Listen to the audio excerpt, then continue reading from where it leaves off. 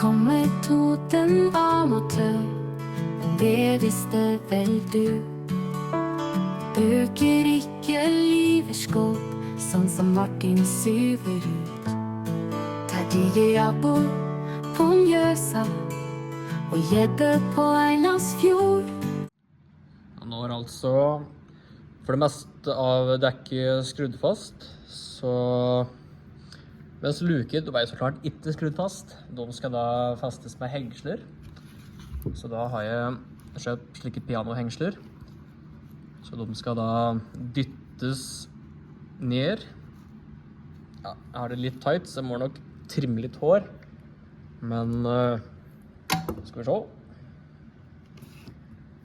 Så skal det altså ligge nede der. Så er det ganske fete hengsler da.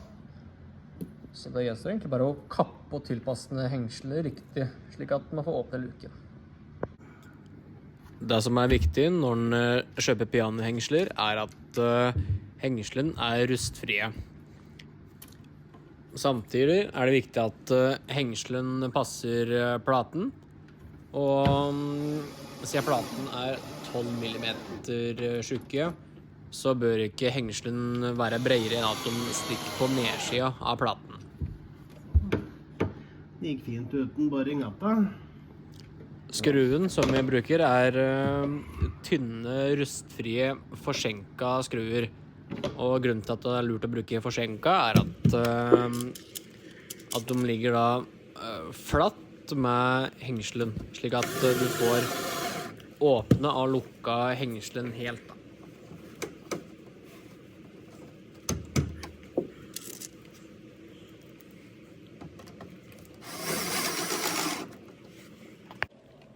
I starten så prøvde vi å feste hengselen på platen som er skrudd fast i rammeverket i båten.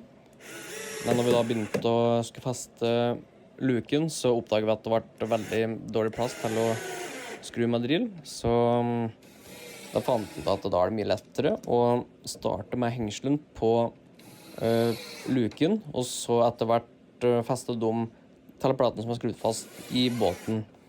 Klart, det er ikke veldig god plass der heller, men vi fant i hvert fall ut at det var den løsningen som var mest praktisk og lettvint for oss. Og så er det veldig greit å etterstramme skruene for hånd, for at når man bruker drill, så er det veldig fort gjort å stramme til for hardt, og da mister de festet sitt i plata.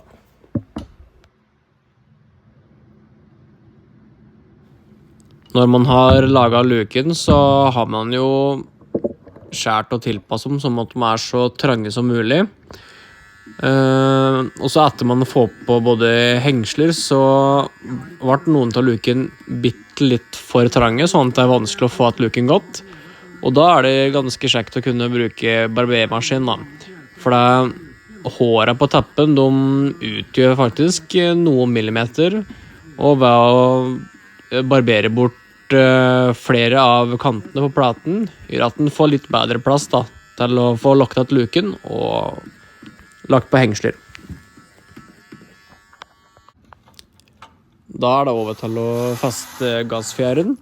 De er kjøpt på Amazon, og i bruksanvisningen så sto det at sentermerket på denne lille braketten som festes i luka skal være 7 centimeter opp ifra bånd av plata.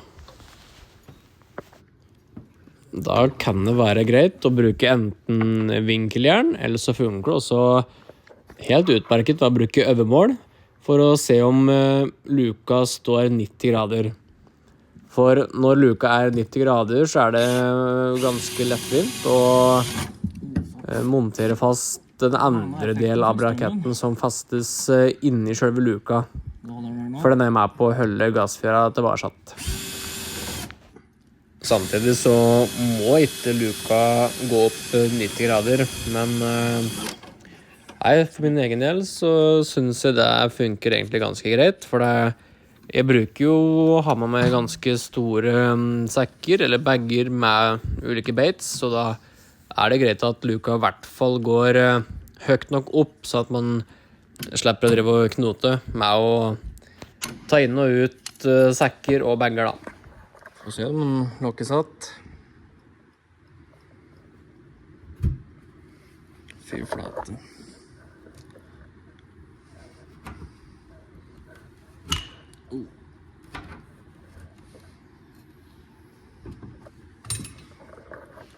Kaboom.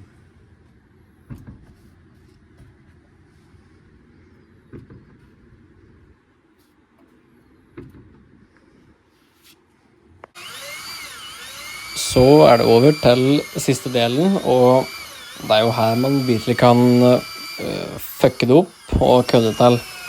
Så her brukte vi fryktelig mye tid på å tenke og ta nøyaktig mål, slik at man slipper å gjøre alt på nytt. Fordi bommer vi med lukeåpneren her, og at vi borer feil, så må vi da skjære plater på nytt.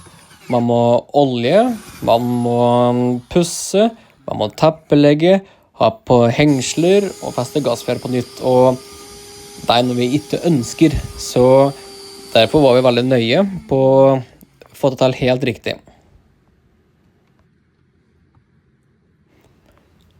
Så denne lukeåpneren, den består av 2 deler.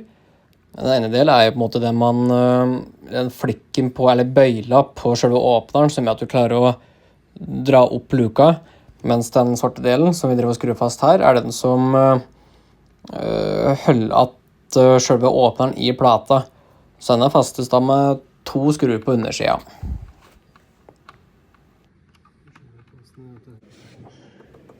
Så den siste delen som følger med lukeåpneren en metallbrakett. Den har som funksjon å holde luka nede. Så det som litt vanskelig med å feste denne braketten riktig, at hvis man fester den for langt ned, så vil ikke bøyla på lukeåpneren sitte fast på braketten.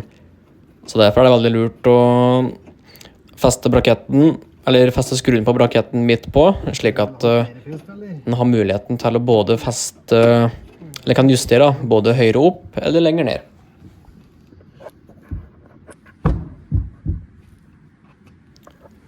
Vi bomma på første forsøk, altså. Så braketten ble festet litt for langt ned, så da vil rett og slett ikke luka sitte fast da. Så da må vi rett og slett justere og sette den litt høyere opp.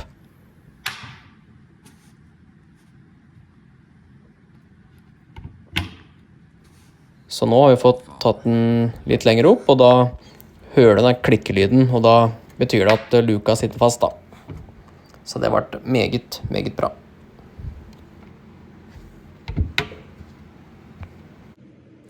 Før man borer, så kan det være lurt å skjære ut cirka med kniv, for hølvemaskinen, den river veldig mye, og det litt surt om man skulle rive sunn teppe rundt selve lukeåpneren. Så dette rett og slett på sikre siden, sånn at man slipper å teppelegge luka på nytt.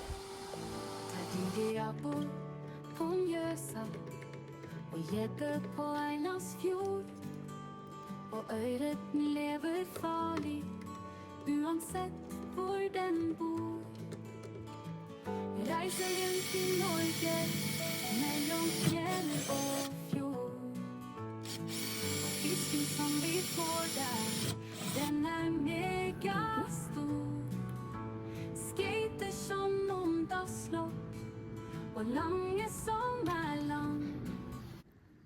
Så her flekser jeg altså et lite triks, og det å legge vinkelhjerne opp på en trekloss og borre rett gjennom. Så da får du faktisk nesten ikke noe metallspon på baksida. Og da, når du da setter popnageren gjennom, så går den finere inn gjennom hølet, og poppen blir på en måte litt sånn bedre da. Hengeren den farlig, det faller av litt ting. Gjør en skilt eller hele båten kan fly av i en sving. Du en fisk i Norge, så du aldri trygg. Samme om du dyr eller liten som en mygg.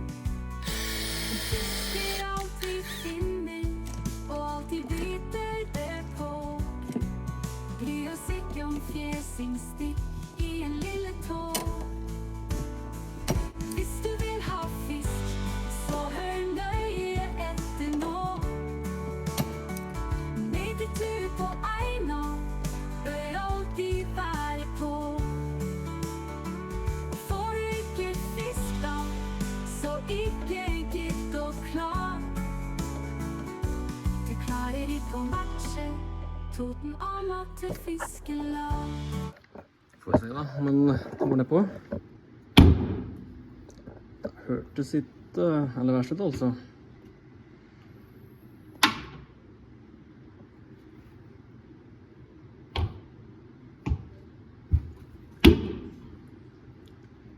Kanskje den burde vært bitte litt høyere opp. Den er litt opp. Tror det. Så da etter det er det helt perfekt.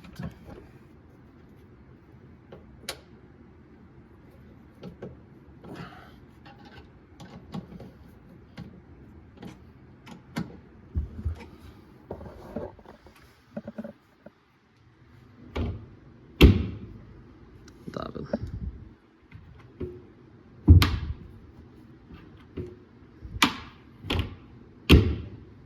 Strøkent. Voilà. Nå er alt låst da.